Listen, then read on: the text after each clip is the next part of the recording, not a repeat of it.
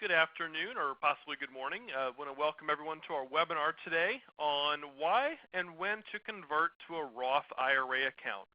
A lot of times we talk about IRAs, we talk about them either being tax deferred when we talk about a traditional IRA, maybe a traditional 401k, and also them being even better than tax deferred is tax free with the Roth IRA account. So during today's webinar, we'll talk kind of why and when to convert to a Roth IRA, when it might make sense to move assets, to move an account from a tax-deferred account to a tax-free account.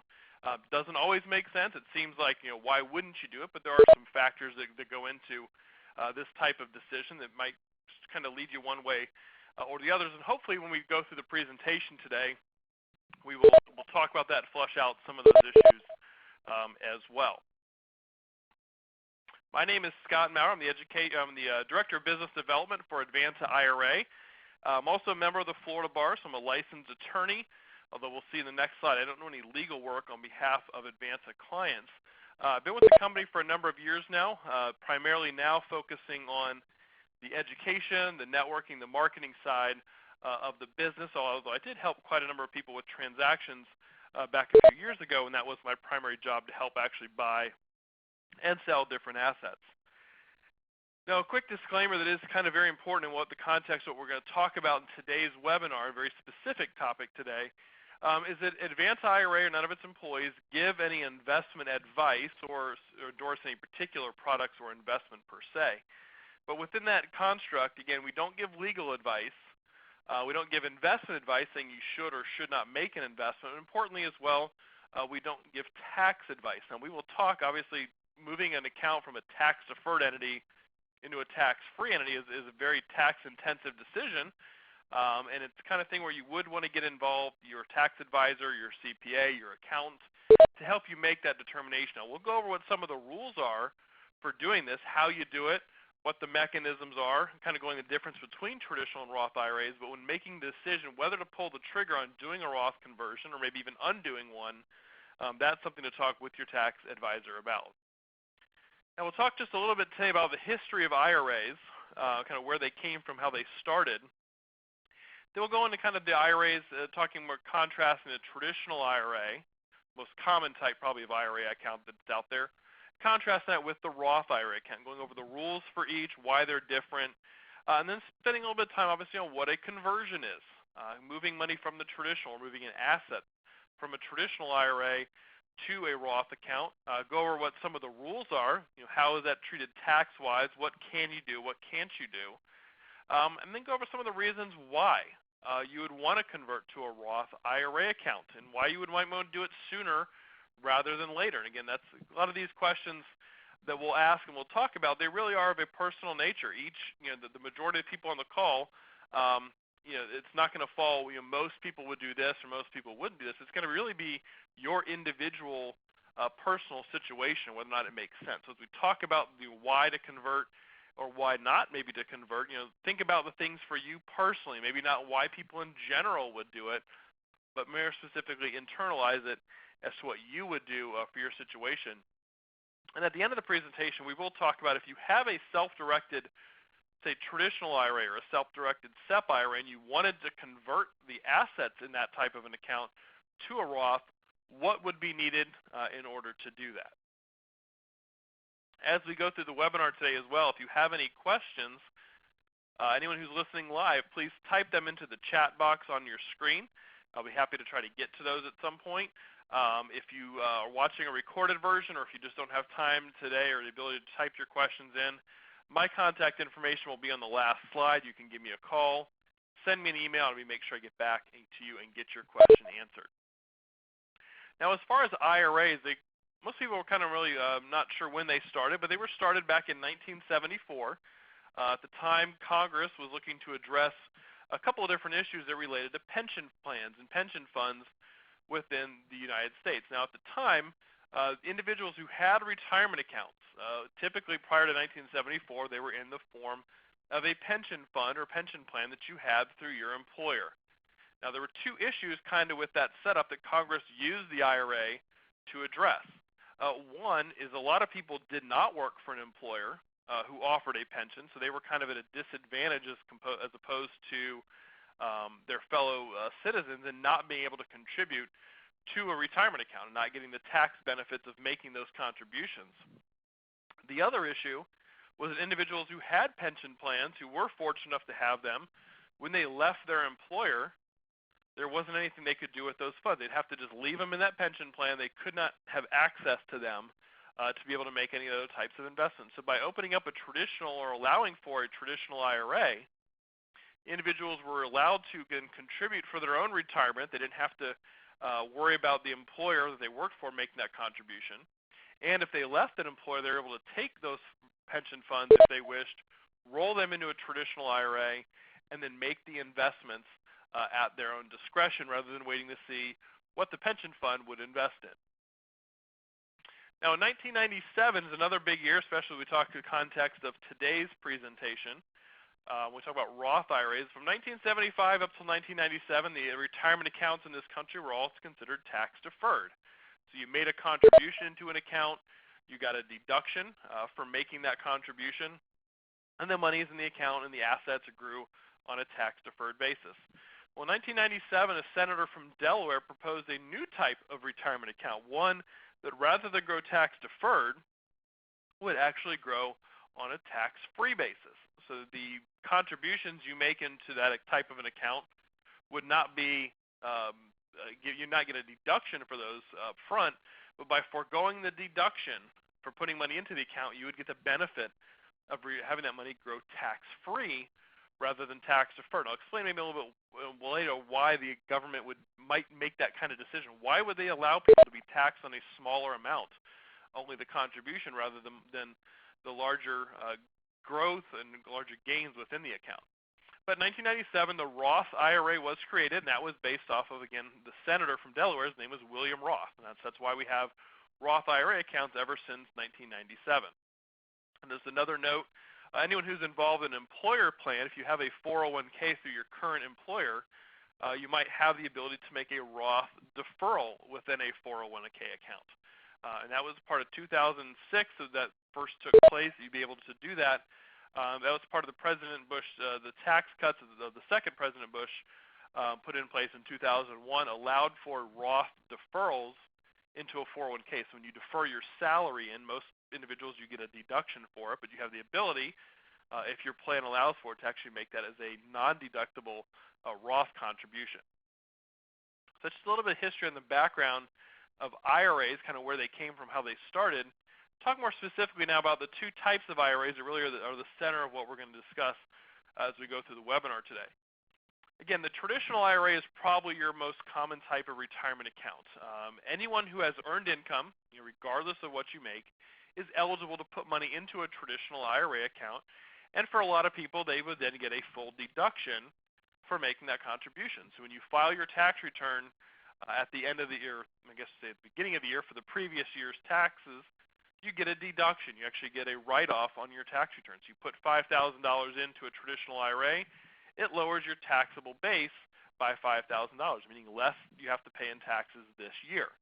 As you invest in the money within a traditional IRA, as it grows, you get the benefit of having tax-deferred growth, meaning as you make investments and as those investments generate income, you are not paying taxes as you go along. And the ability then to continuously compound your money without having to pay taxes essentially allows you to grow that account at a much higher and faster rate.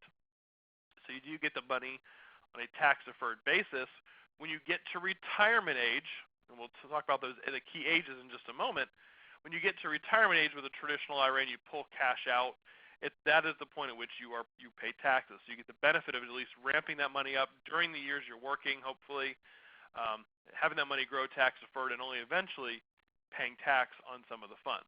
I think one of the biggest reasons you'll see that we have individuals with traditional IRAs and why they're most common is that typically any employer plan, like a 401k or a 403b, 457, a TSP plan through the federal government, maybe an old pension, those accounts can be rolled into a traditional IRA account without any tax consequences, going from a pre-tax account in a 401k or a 403b into a pre-tax traditional IRA. So like account to like account, no tax consequences, but by moving the money out of a 401k or a 403b into a traditional IRA, probably opened yourself up to additional investments that would not have been available to you within that particular employer plan.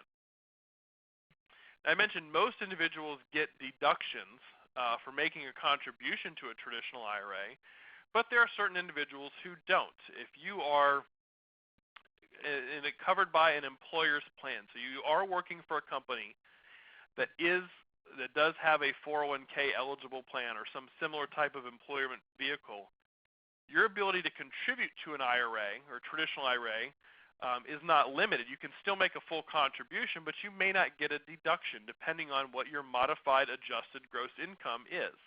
As you can see on this slide, if you're a single individual and you're making over $71,000 a year and you have an employer's plan, so you're participating in a 401k at work, you cannot get a deduction for the contributions you make into a traditional IRA account. So for a lot of people, they would simply not make that contribution. You can see similar numbers if you're married filing jointly, or if you're the spouse, if your spouse is involved in an employer's plan and you're filing jointly, depending on the income total between the two of you, you may not be able to get a deduction. So unfortunately, you do not automatically get a deduction for your traditional IRA contributions. And it's one of those things when you're looking at it, if you don't get the deduction and you're making the contribution anyway, you might look to then take that money and slide it into the Roth by doing a conversion and having that money grow tax-free. Now with traditional IRA accounts, the distribution rules, which some people are vaguely familiar with, at age 59 and a half, you can pull the money out without penalty, but the money that comes out of a traditional IRA is taxed to you at an ordinary income at that time. So when you pull the $5,000 out when you're in retirement, you get a 1099 for $5,000 and pay tax accordingly when you file your return.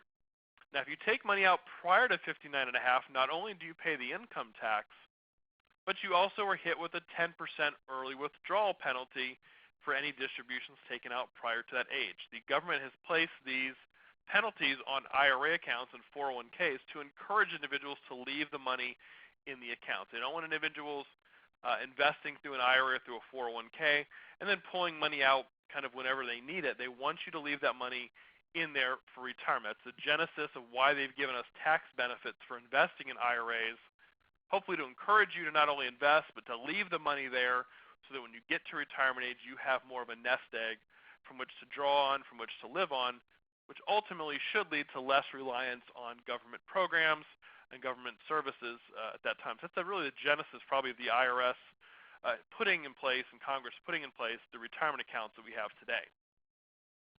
So prior to 59 and a half, it's a 10% penalty and income tax on top of that. After 59 and a half with a traditional IRA, it's simply taxed at your regular income.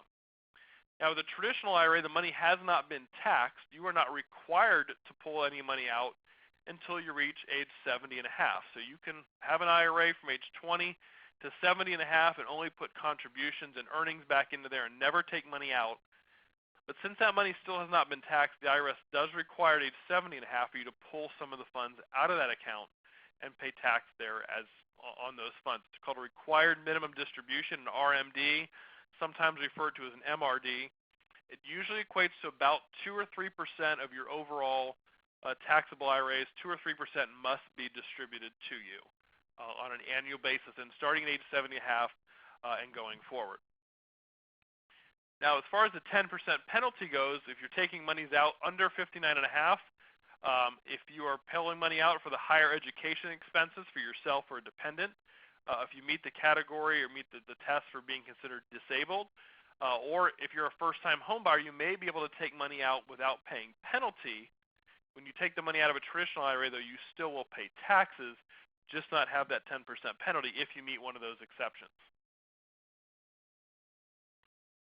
Now kind of switch gears, look at the Roth IRA, which for a lot of things we just talked about, operates the reverse of a traditional IRA account.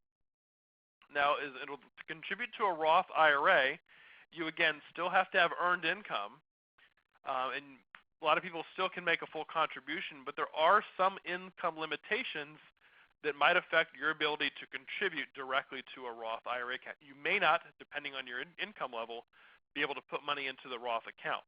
Then we'll talk again in a minute, though, about the ability, if you can, to contribute money into your traditional IRA, not get a deduction, and then in turn do a conversion to the Roth IRA and take advantage of still putting money into your Roth IRA. So there's kind of a little bit of a workaround if you exceed the income limitation. Now again, the huge benefit that the Roth IRA has, because the one thing you're giving up the ability to deduct your contribution by putting money into the Roth, but the huge benefit is that with the Roth IRA, any monies being earned within that account are growing completely tax-free. So as you invest and reinvest, you don't pay taxes, and when you pull the money out in retirement age, the assets come out to you completely tax-free. It's a very, very powerful vehicle, and a lot of people kind of sometimes still think it's a gimmick, doesn't seem right, doesn't seem possible, but those are the rules. That's why the Roth IRA is very popular among CPAs, among financial advisors, because the distributions come out completely tax-free. Now with a Roth IRA, because you're not going to the government's going to realize no tax revenue from you taking a distribution, the IRS does not require you. There are no mandatory, no RMDs, no MRDs from a Roth IRA account. You can leave the Roth IRA to your heirs, and they can then take distributions out over the course of their lifetime. And also with a Roth IRA, you can continue contributing after age 70 and a half. As long as you have earned income, you can continue making your contributions to a Roth IRA on an annual basis. You cannot, with a traditional IRA, continue making the contributions once you start taking those required minimums out of the account. Now again, if you are, depending on your income, and you're looking to make a contribution to a Roth IRA, the government does limit your ability to make those contributions depending on your modified adjusted gross income. If you're a single individual, once you're making over $131,000 of adjusted gross income, you cannot contribute to the Roth. So you cannot, despite your willingness to put it in, you don't care about, obviously you're not getting a deduction. The IRS simply will not let you to make this. If you were to claim that on your tax return, you made a Roth contribution and your modified adjusted gross income is too high, your tax return would get rejected.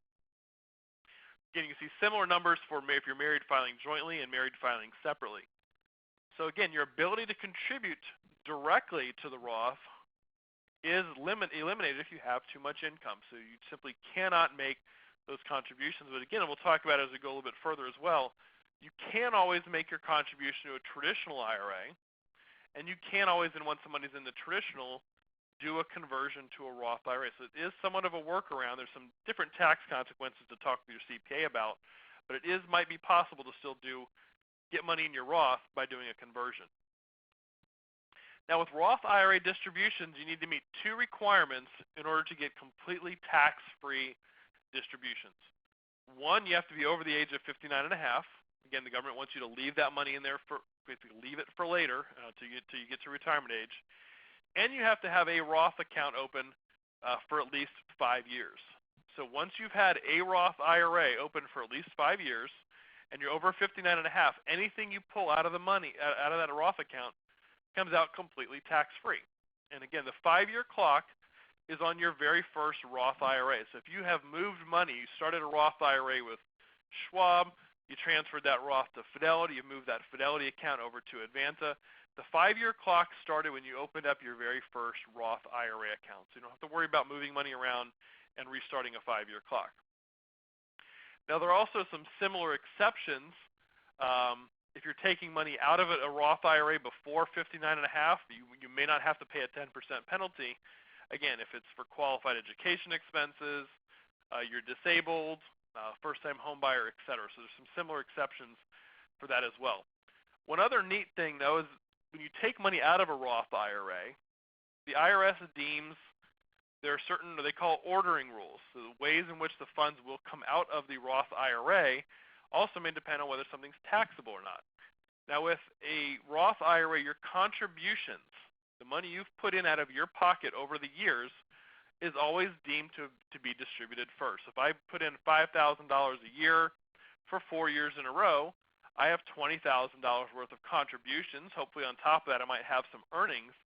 But if I ever take a distribution from my Roth, the IRS will always deem me to first be taking out that $20,000 of contributions.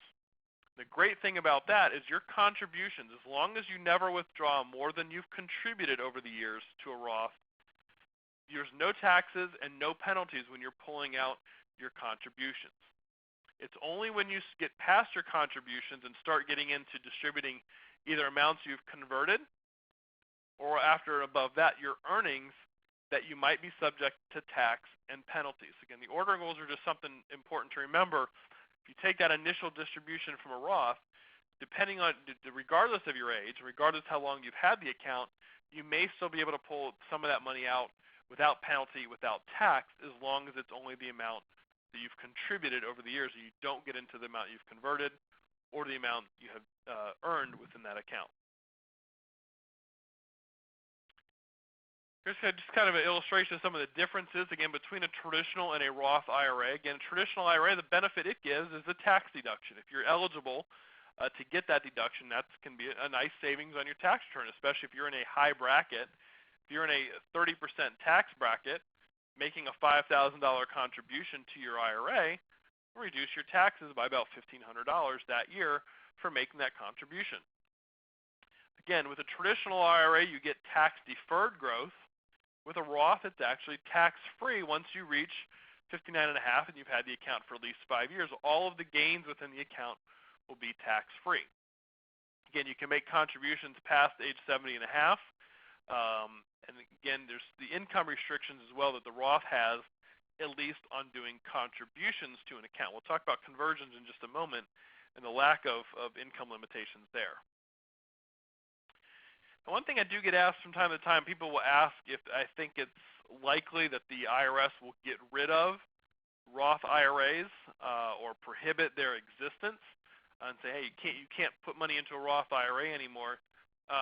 This is my response, and this is the example I use, why I don't think that's really necessarily going to be an issue. And again, I may be wrong, but just kind of hear me out on my scenario, why I think at least it's here to stay for now. If you take what the effect that contributing to a traditional or contributing to a Roth has on government revenue, that's kind of what this slide is about. If you have if you take just a very small sample size of 100 individuals, each making a $5,000 contribution to a traditional IRA, that's basically $500,000 worth of deductions, assuming they're all eligible. They're not. The income is within the range. They're all getting $500,000 worth of deductions. Now, if their average tax rate between those 100 individuals is 20%, that's $100,000 less in actual tax revenue that the government's going to receive. Okay, so it's 20% of the $500,000 is $100,000. So the IRS basically is saying, okay, well, we're going to forego $100,000 of tax revenue now. We'll probably get some of that down the road. If you look at the effect of the Roth contributions, the same 100 individuals making those contributions to a Roth instead, there is no deduction. So without the deductions, that's $100,000 more in tax revenue the government receives this year. Now, if you extrapolate that and multiply just the kind of 100 individuals I've mentioned here with the amount of people who might actually make those contributions, it's quite a high number. So the fact that the government would get more tax revenue now by allowing for Roth IRAs and allowing for those contributions, that's kind of why I personally don't see Roth IRAs being eliminated, at least at this time. Maybe there'll be some caps put in place on how much you can earn within an account, but I think the government does want people contributing to a Roth, because the alternative is they would put the money into a traditional IRA and get a deduction, basically having money stay out of the government coffers as opposed to staying in. Again, that's kind of just my personal feeling. And again, I can see maybe some changes down the line, but just when you look at the effect on tax revenue now, kind of why I think the Roth IRA would be here to stay. Now, what is a conversion? A conversion, very simply, is taking money that's in a pre-tax or tax-deferred account. We usually see it when it's a traditional IRA, a SEP, a simple, or maybe even an old 401k. But take the money in the pre-tax account, putting it into the post-tax or the Roth account, and then electing to pay the taxes now on what you transfer over, rather than continue to have that money grow tax-deferred and pay taxes down the line when you get to retirement. The benefits, though, when you do the conversion, is that your money starts to grow tax-free right away within the Roth, And you're electing basically, I'm going to pay the taxes now. I'm not going to have to then worry about down the road when I get to retirement age, what will tax rates be then? What will my tax bracket be then? Paying the taxes now rather than later. Now, a couple people might remember that back in 2010, the government changed some of the rules. There was something very specific I'll talk about in just a moment.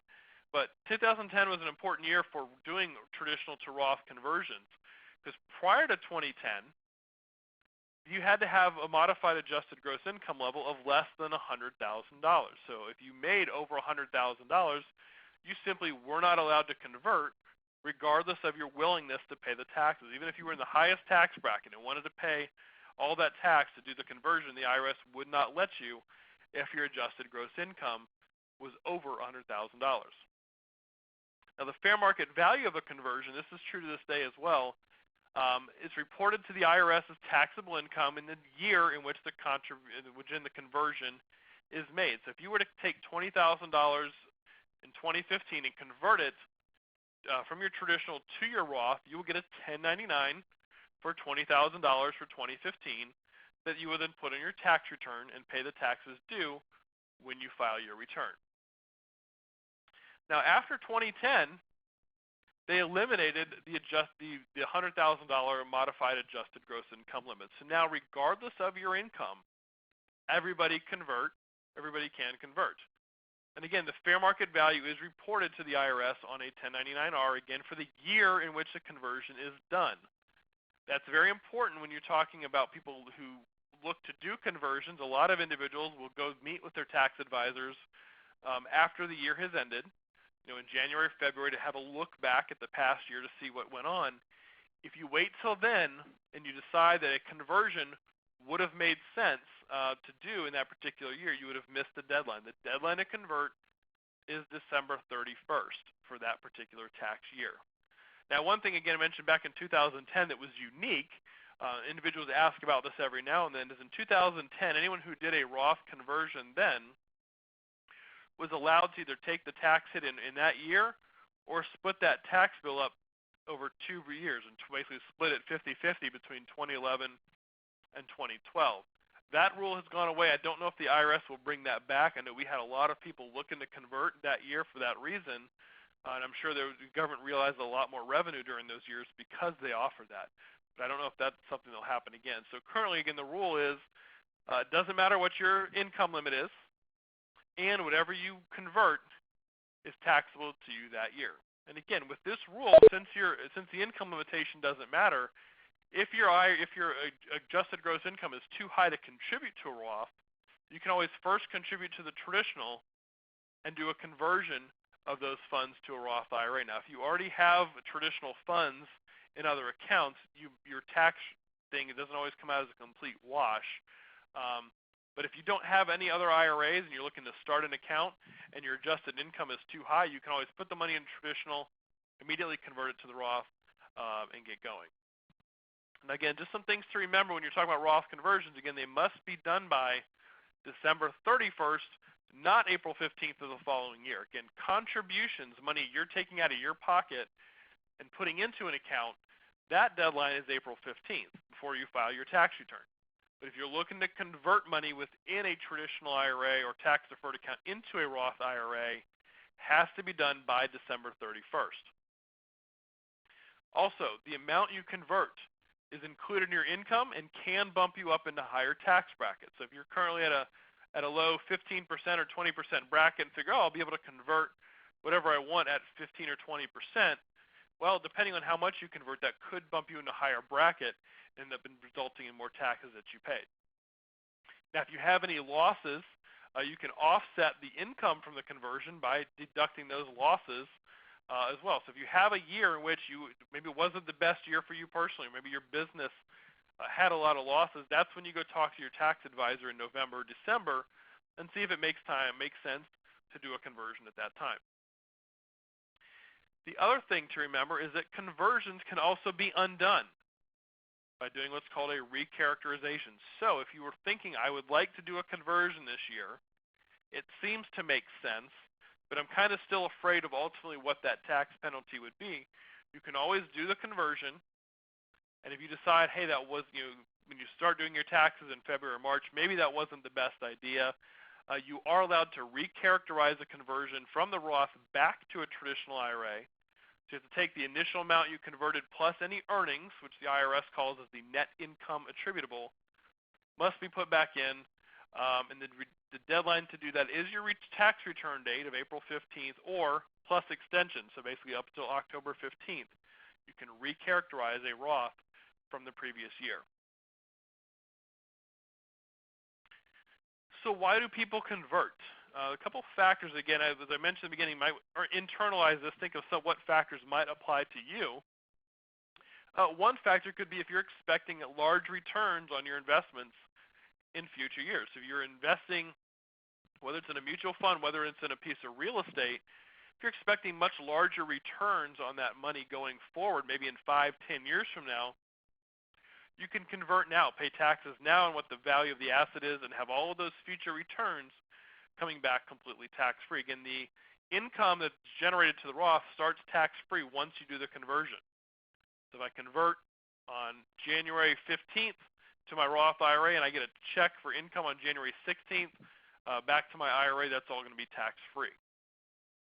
Also, if you have a long time before retirement, so you basically are not you're younger, you're looking, okay, I'm not going to be retiring for several more years, that's just a longer period of time that your account is going to grow tax-free rather than tax-deferred. If you're expecting a higher tax bracket or rates in the future, so when you get to retirement age and you're pulling money out of your traditional IRA and it's a higher bracket than you were in earlier in life, or the rates are higher, it might have made sense to do that conversion. So when you got to retirement age, you're actually paying dollar for dollar less in taxes by going ahead and just sucking it up and paying the taxes now. Again, I mentioned if your traditional IRA contribution was not tax deductible, it's definitely a reason to convert maybe at least a portion from the traditional to your Roth. If your assets currently have depressed values, so you're holding an asset that is not valued historically or traditionally very high. Say, for instance, you were holding a private stock in a company, and right now the value is just very low. Maybe it's $5 a share. It's just not a very high value, but you think that based historically what the company, what the entity has done, that stock price should go up significantly. That's a good time to do the conversion because the conversion is based on what the value is at the time you do the conversion, not at what you bought it. So if you paid $10 a share and it was only worth $5 a share now, you will pay the taxes based on the $5 a share. And if that rebounds in from $5 a share to 10 or 15, all of that gain will have been tax-free. Again, I mentioned if you have losses to offset the income, limit how much tax you will pay, makes sense to convert. For estate planning reasons, if you want to looking to leave assets to your heirs so that they don't have to pay taxes, they can continue to grow tax-free, a good reason to maybe convert to a Roth.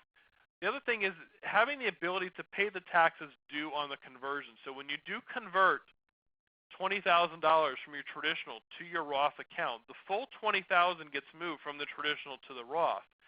Any additional taxes that you might owe, you would need to pay for those, or would want to pay for those monies, or that tax due, with other cash that you had. If you pull the money then out of the Roth IRA later to actually pay the tax that's due, you would subject that amount to a 10% penalty when you pull the money out of the Roth IRA earlier. So you would want to make sure if you're going to have a tax bill for doing the conversion, that you're going to be able to pay those taxes with other monies. Now, why wouldn't you convert?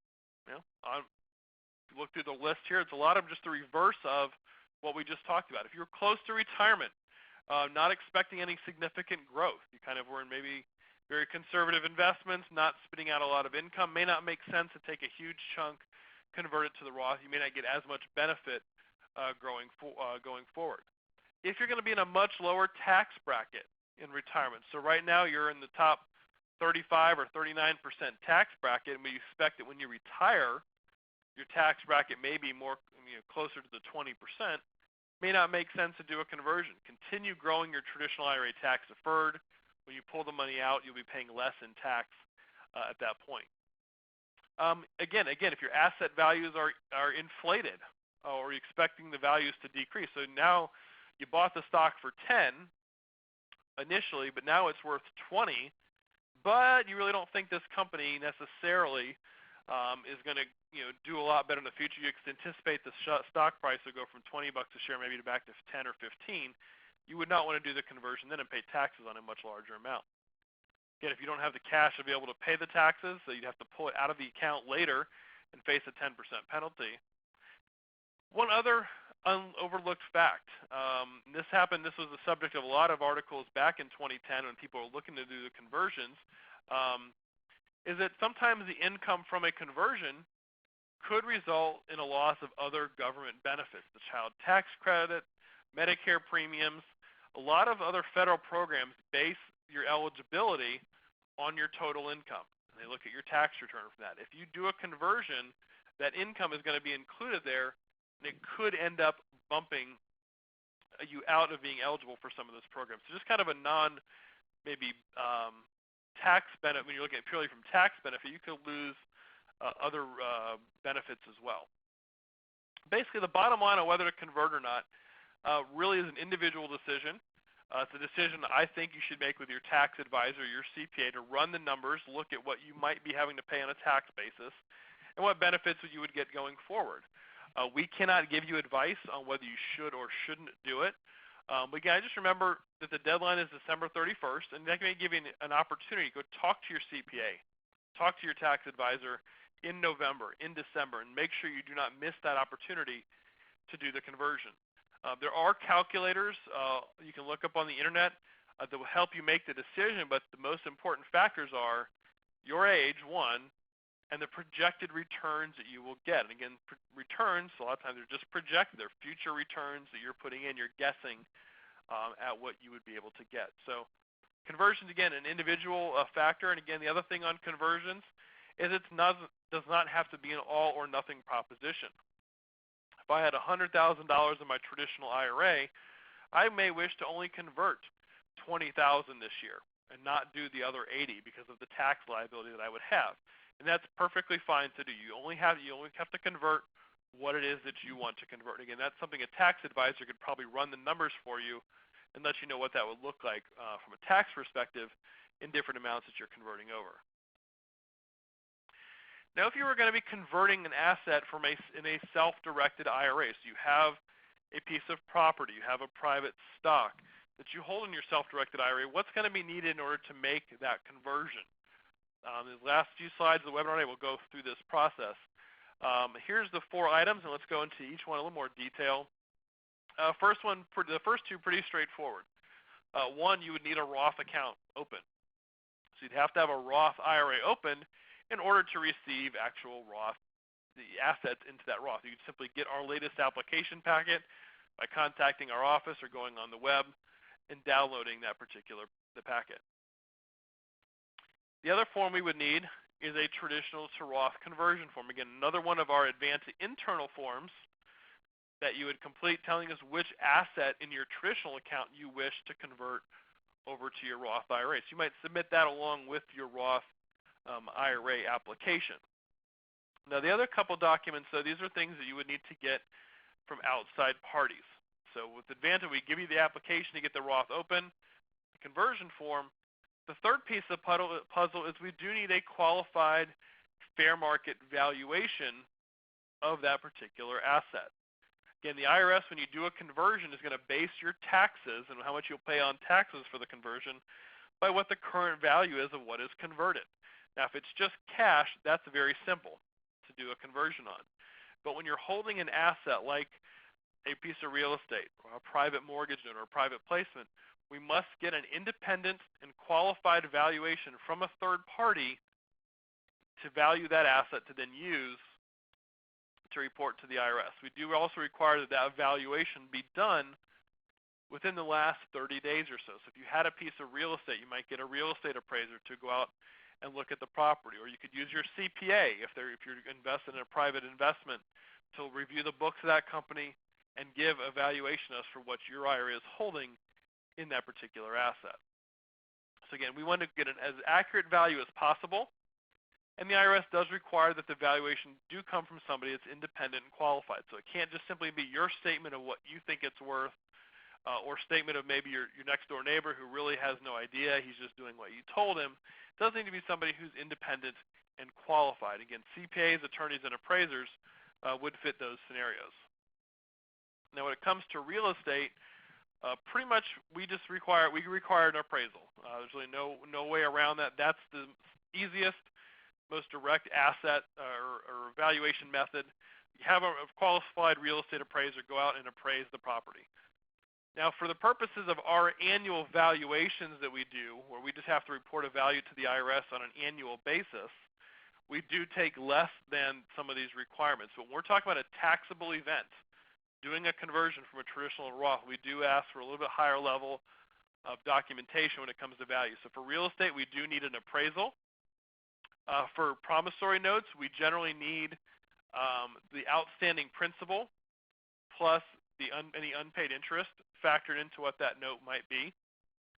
If we're doing an LLC, a corporation, or partnership, if that's the asset you're looking to us to convert, we need an independent third party if the manager, president, or officer of that entity is not qualified or independent. If there's somebody who they may be able to provide you with that updated value. For any other assets, just contact us. Maybe we can get you some better idea of what might be needed. Now, the last piece of the puzzle is you would need some documentation to transfer the title and the asset from the traditional IRA over into the Roth. So when you buy an asset, whether it's a piece of real estate or a private placement, the asset was purchased under the name and under the account number of your traditional IRA, and it needs to be changed to reflect it for the IRS perspective that this is now held within your Roth. Now, this is not documentation that we can draft. If you are having a third party prepare this type of transfer documentation, I would recommend that fee be paid by the IRA accountant. And again, the documentation is going to vary depending on the type of asset that you're doing the conversion with. And a representative from Advanta will sign off on those documents that transfer the interest from the traditional to the Roth. Now, when we talk about the types of assets, again, with real estate title is conveyed by a deed. So there would need to be a deed drafted to transfer the property from your traditional to your Roth. And again, we would sign on behalf of your traditional IRA account. Similarly, when you transfer a mortgage, so actual recorded mortgage, recorded in the county where the property is located, you would need to do an assignment of mortgage from the traditional IRA to the Roth account. Again, we would sign off on behalf of the traditional IRA. Notes, LLCs, and partnerships can be a more simple and basic assignment. It doesn't have to be anything that's going to be recorded necessarily, but you may want to check with, if you're investing into a private placement like an LLC, make sure the manager of the LLC signs off on the assignment and knows now that this is a Roth account, not a traditional account that owns stock in that particular company. Again, you'd still, with private stock, re-registering that stock in the name. Any accounts, if someone has a Forex trading account, CD at a bank, a money market account, it's basically re-registering the account name from the traditional to the Roth IRA. And again, the deeds and assignments of mortgages should be recorded, but any recording fees should be paid for by the IRA account. Now, I think with a deed and assignment of mortgage, you would simply have just a recording fee. There should not be any payment of doc stamps or transfer taxes for those types of assets. I did have a question come up on, if anyone else has any other questions, we're almost done with the webinar today. But the question said, can I cover UBTI, unrelated business taxable income, on leveraged finance properties in traditional versus Roth, and where we can find banking institutions that do non-recourse loans? Now, kind of to take a big step back from what we're talking about, in using your IRA to buy real estate, most of the purchases we see at Advanta are for cash, and the IRA is simply paying cash on a property, and the income generated just comes back into the IRA.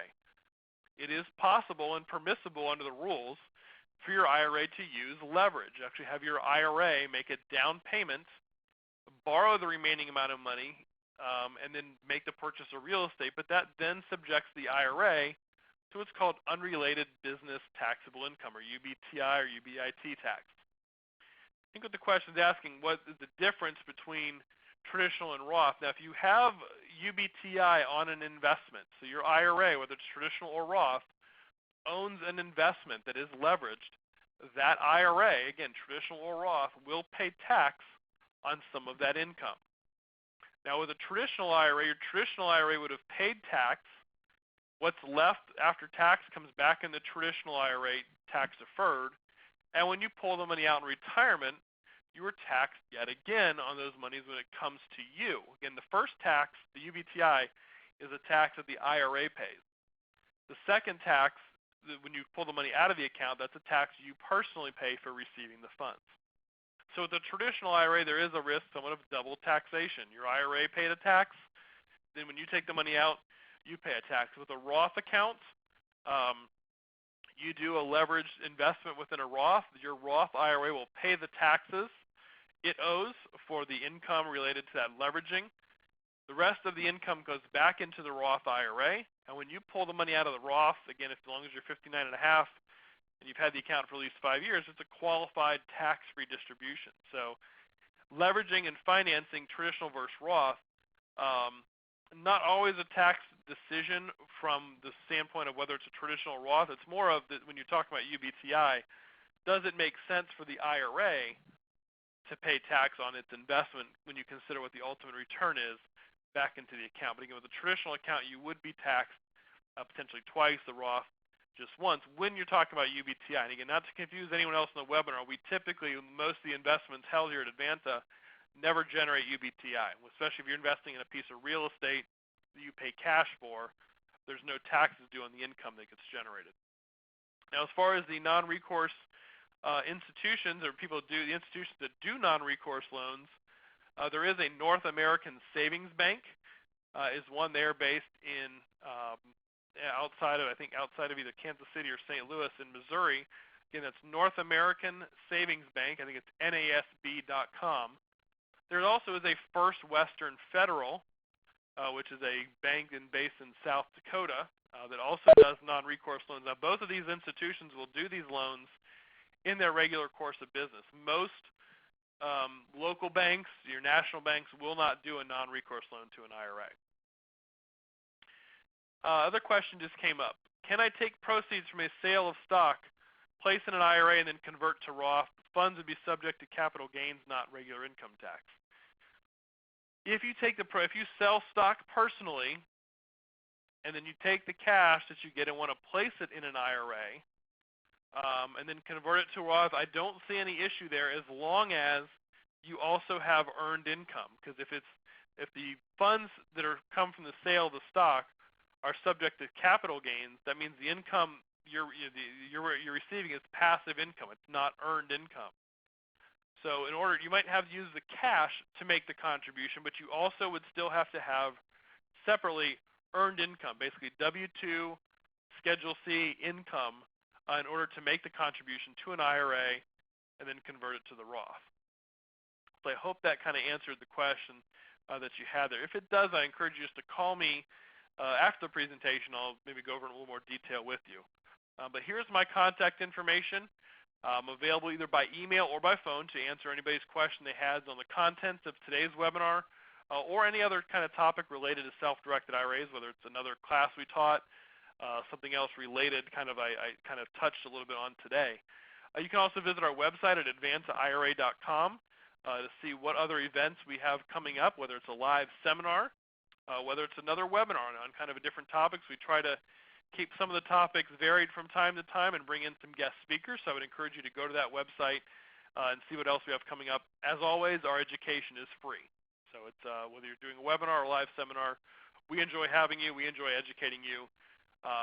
So please go to that website, and I don't see any other questions at this time. So I'm going to conclude today's webinar. I want to thank everybody that called in today. Anyone who's watching the recording version, please just give me a call back, or give me a call or shoot me an email at your convenience. Thank you.